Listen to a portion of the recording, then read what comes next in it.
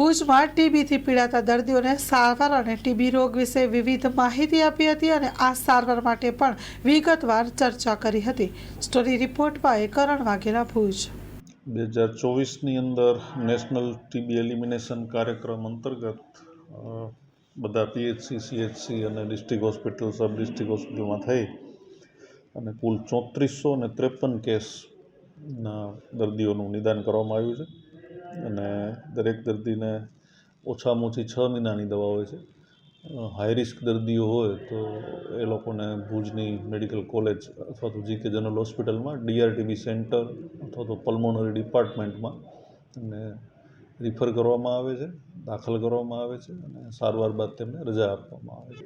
નિદાન માટે આપણે ગળફાની તપાસ ઉપરાંત આપણી પાસે 2 ડિજિટલ એક્સરે મોબાઈલ વેન છે. એ પૂર્વ કચ્છ, પશ્ચિમ કચ્છમાં ફરે છે. અત્યાર સુધી ટોટલ લગભગ 30,000 જેટલા એક્સરે એ વેનમાં પડ્યા છે અને એમાંથી પણ આપણને 345 જેટલા કેસ નીકળ્યા છે. દર્દીઓને દવા મફત, નિદાન મફત ઉપરાંત જે નિક્ષય પોષણ યોજના છે એમાં દર મહિને 1,000 રૂપિયા, એટલે કુલ 6 મહિના જો દવા લે તો 6,000 રૂપિયા એને નિક્ષય પોષણ યોજના હેઠળ વધારાનું પોષણ માટે આપવામાં આવે છે.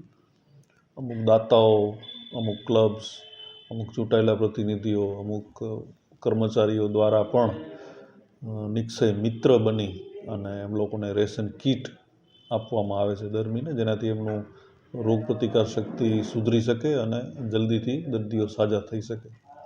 ખાસ કરીને સાહેબ વાત કરીએ તો આજે ટીબીના કેસ છે, અત્યાર સુધી કેટલા કેસ આવ્યા છે અને કેવી રીતે ટીબીના લક્ષણો હોય છે? ટીબીના લક્ષણમાં મોટા ભાગે 2 અઠવાડિયાથી વધારે ઉધરસ, તાવ, ભૂખ ન લાગવી, વજન ઘટવું, રાત્રિના સમયે પરસેવો થવો, એવા ફેફસાના દર્દીના લક્ષણો હોય. એ ઉપરાંત ફેફસા સિવાયના જે ટીબી હોય તો એ પ્રમાણે એ જે તે અંગ પ્રમાણેના લક્ષણો એમાં જોવા મળે. અત્યારે આપણે ટીબીનો ચેપ શોધવા માટે, જો ચેપ હશે તો ભવિષ્યમાં એમને ટીબી થઈ શકે, તો ચેપના નિદાન માટે હમણાં છેલ્લા 1-2 મહિનાથી એક નવી ટેસ્ટ, આમ તો ગુજરાતમાં તો હતી જ, પણ કચ્છ જિલ્લામાં આપણે હમણાં શરૂઆત કરી છે, જેમાં એ ચામડીની અંદર ઇન્જેક્શન આપી અને ટેસ્ટ કરવામાં આવે અને 48થી 72 કલાકની અંદર એ રિઝલ્ટ જોવામાં આવે. જો પોઝિટિવ આવે એ ટેસ્ટ, એનો મતલબ એ કે ટીબીના જંતુ એના શરીરમાં પડેલા છે, ભવિષ્યમાં એમને ટીબી થઈ શકવાના ચાન્સ છે.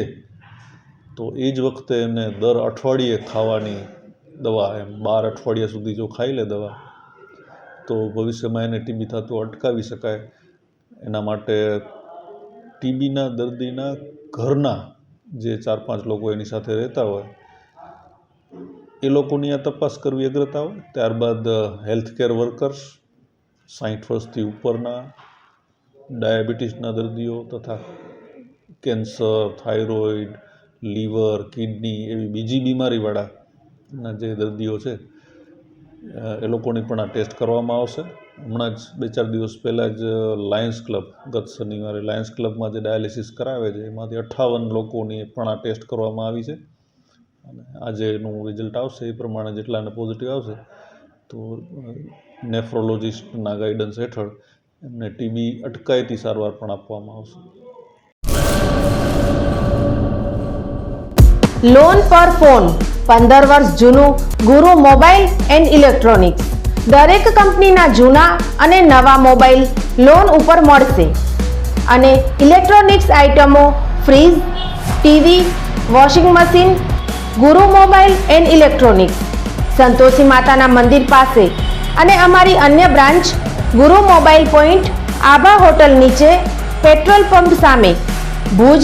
તો મેળવો લોન પે ફોન અને તમામ ઇલેક્ટ્રોનિક્સ એપ્લાયન્સીસ.